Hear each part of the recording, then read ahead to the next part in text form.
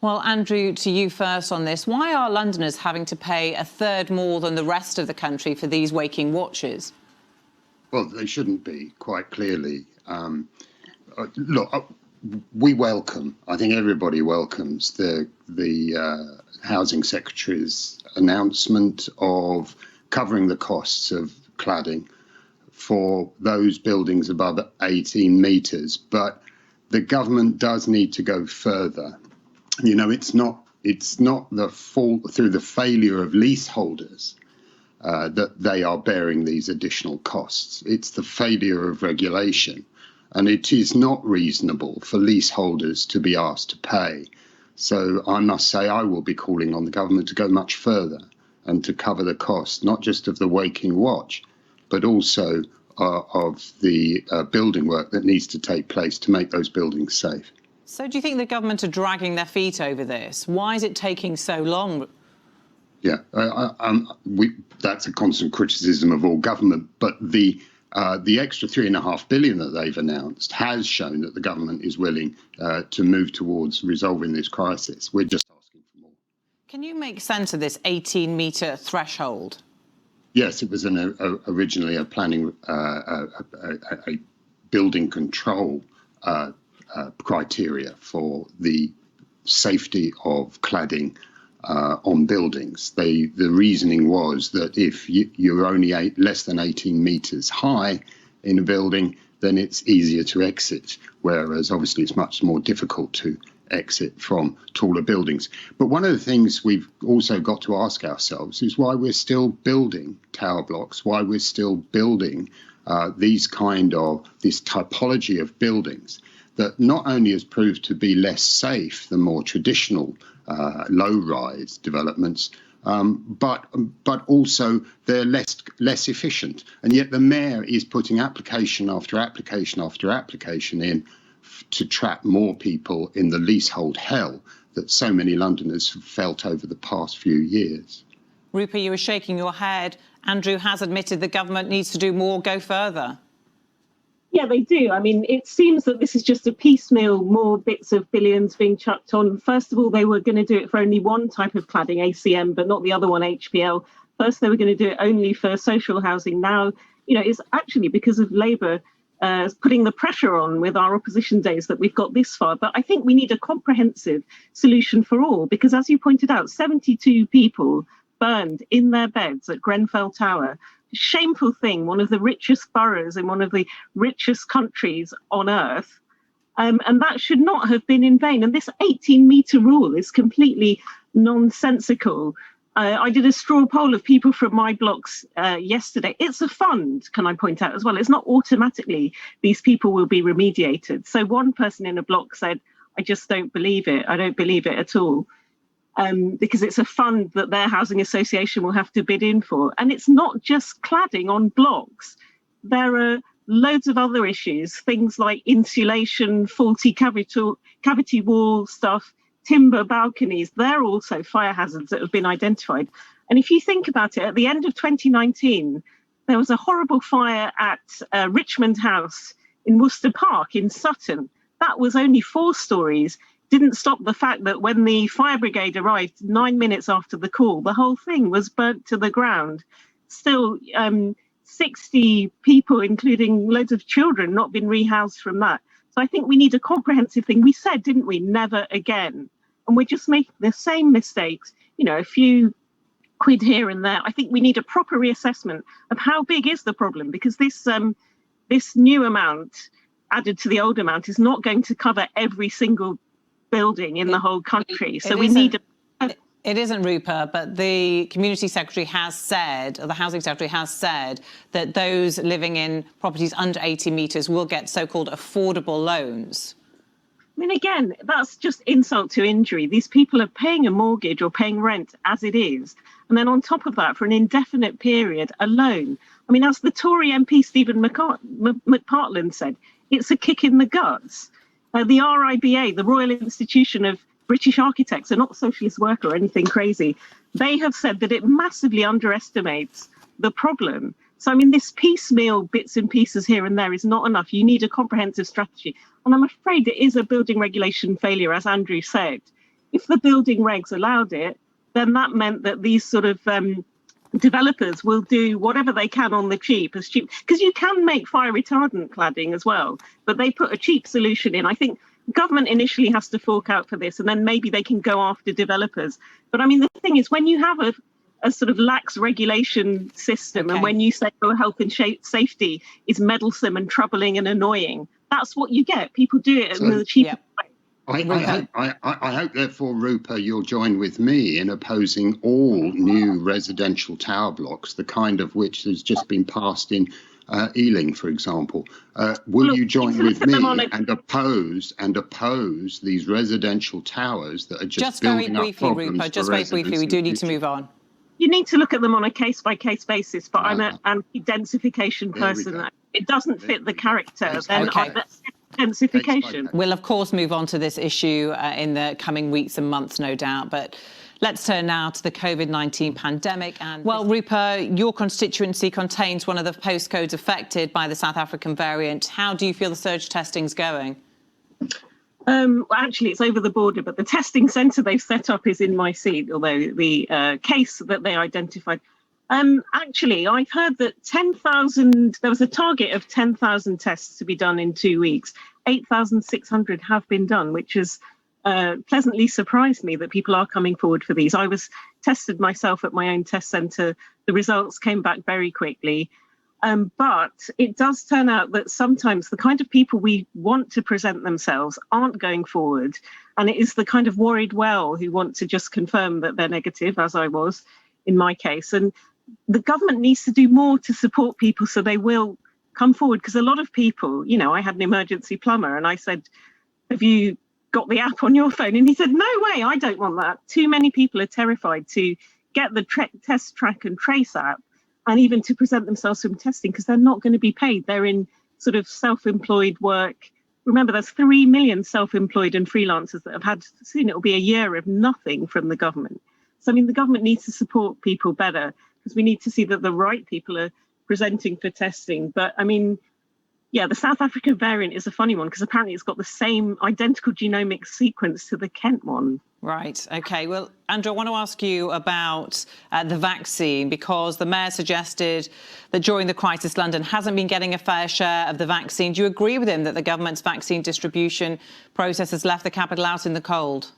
Vaccine distribution is dependent upon age and vulnerability, and London demographics meant that we've got fewer old people. And so London's demographics resulted in it looking like London was being picked on. It was not the case. And let's face it. London is at the bottom out of 7 English regions in terms of all vaccine doses delivered. Because of our demographics. And what we've got to realise, this is a world-beating vaccination programme. We are the envy of every country in Europe. But we need to get London moving, don't we? Because of the nimble way in which the government has put that, has ordered the vaccine, has stood up for British public health, and has delivered it in a very efficient programme indeed. Okay. Now, what you can say is, I haven't got mine yet. That's fine, you will.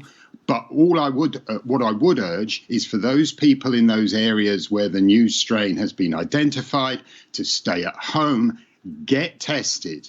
Get tested. Andrew, thank you. Because that's the way we're going to beat this virus. Thank you. Well, now, members of the Mayor's new Commission for Diversity were announced this week. Rupa, the Commission's stated role is to advise on better ways to raise public understanding on things like statues, street names, memorials. Is erasing problematic history by changing these things really the best way of achieving a better public understanding? I don't think it should be about erasing. And I think the explicit words of this Commission said it's not about tearing down statues, but it's about being relevant. And it's about being accountable, because, I mean, at the moment, these things, we walk around them, we don't even notice who they were half the time.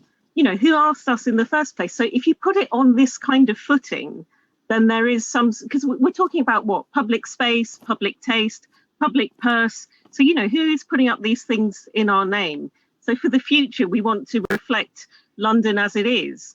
And I mean, I think that it's easy to get people foaming at the mouth by saying it's all a load of wokery.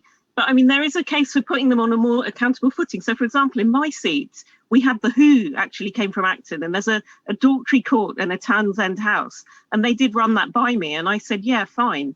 But I mean, on the whole, statues, I think, are a bit passé. I find them slightly creepy. I know that Mrs. Thatcher was very critical of her own one that's in the House of Commons, because it was made, she was the Iron Lady, it was made of some inferior metal and it left out her handbag, and she really hated it. So, I mean, I'm not a huge fan of statues per se, but, you know, parks, monuments, buildings, streets, there is a case for looking at, you know, the future ones that are relevant and inclusive. But what about this diversity commission? Critics say that it's not actually representative of London's true social and cultural diversity, just one white person on a 15-person committee. Shouldn't the mayor be doing better? I mean, I understand that it was properly advertised, they're not being remunerated, and there's a whole load of very establishment sort of organisations, I think Historic England, the Arts Council, all these people as part of it as well. So, I mean, I think it's quite a good idea to, you know, rather than these things appearing not in anyone's name, to put it on a proper footing, and these people, I understand, have all been chosen for their expertise. I think it's a good idea. OK, Andrew, Jacob Rees-Mogg mocked the mayor this week as Red Khan for introducing the commission. Isn't that just disrespectful and a failure of empathy to the many people who find these statues offensive? Well, absolutely. And if only, Rupa, we had existing local authorities whose job that was already, because, of course, that is the case. What this diversity commission is doing is taking away power from local communities to be in charge of their public environment. They are taking power away from local communities to be in charge of their own environment. And the thing is about this mayor is that he prefers these decisions to be made by small echo chambers of people who are going to confirm his opinion. Because on this diversity commission, for example, there's no representation of disabled people. The fact is that Sadiq Khan has a problem talking to disabled people.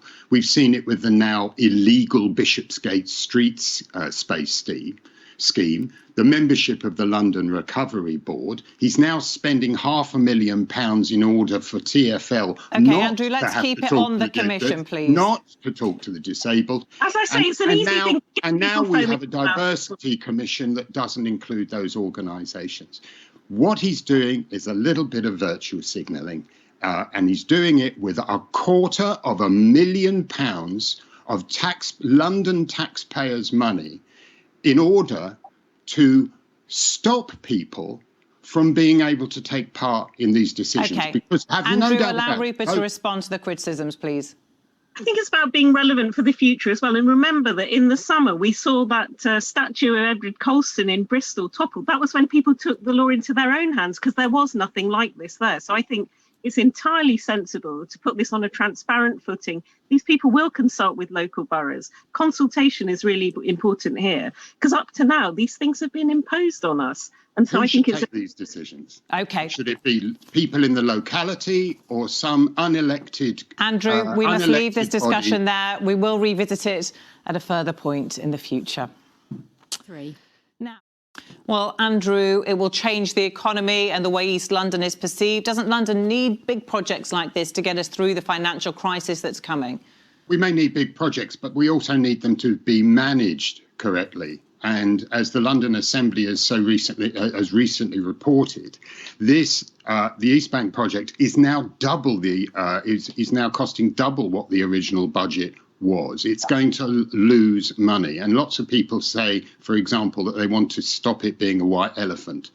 It already is a white elephant, and we're just throwing public money at it to try and hide the fact. But there's a more systemic problem here, is that we've got a mayor who's allowed the Crossrail programme to overrun with an enormous cost.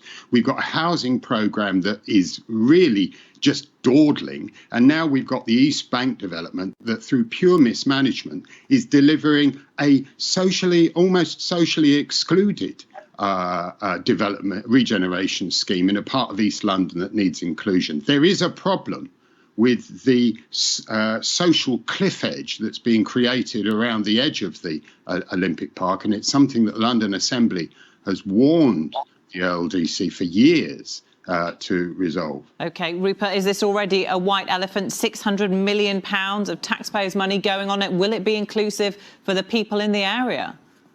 I mean, I quite like the idea of it, because traditionally these Olympic stadiums become derelict very quickly after. So I think you can do a whole long list of them: 1972 Munich, 1984 Sarajevo, even recent ones that have happened since our own Olympics. Rio de Janeiro in 2016, I think that's already empty a year after. So, I mean, part of the bid of this one that was to sort of use the area for a long time after, and it was a derelict wasteland for a lot of years. But the money's going on arts and culture, an area that's been massively hit by the pandemic. Can we really afford to be opening up new galleries and museums? Well, we're told that we have to build back better, that we can't do things as we are, and maybe the centre of London, the centre of gravity is shifting. I mean, personally, as a West London MP, I'd like to see some of it. I'd like to see the proceeds of growth and investment, which is a thing I'm a big fan of, around all the compass points of London. But, you know, why not? Yeah, it looks like a good project. When you see the CGIs with the unfeasibly sunny skies, it always looks very exciting. What I would caution is if it's not just some sort of corporate, soulless, sterile thing being plonked in an area where it has no relationship with the surrounding people who then get priced out. That I would caution against. Well, Andrew, it's an important point, isn't it, about the affordable new homes that will be built. About a third of them are going to be affordable. That's a good thing, isn't it? Well, there should have been more homes, and it should have been quicker. Dawdled in the building of homes. London is desperately need, and East Londoners especially, homes that are there for families to live in, not these 1 and 2 bed flats which seem to be littering most of the Olympic site. It should become a place for families, not just for singletons, and I'm afraid that's where we are at the moment with it. Rupa, just briefly, with City Hall moving to Newham, these new cultural institutions opening up in the Olympic Park, do you think London's centre of gravity is actually moving eastwards? It does feel a bit like it, doesn't it? I mean, the old Monopoly board, I think it didn't go very east at all, did it? So, I mean, maybe it's kind of rebalancing a historic injustice that it was always a bit lopsided towards. It's a good idea. We need a new Monopoly board, don't we? We've established for years that the central gravity of London is moving east. We are out of time. I'm so sorry to cut you off. Dawdling over Grenfell. They're going to have to get together on Zoom themselves, I think. Thank you so much to Rupa and to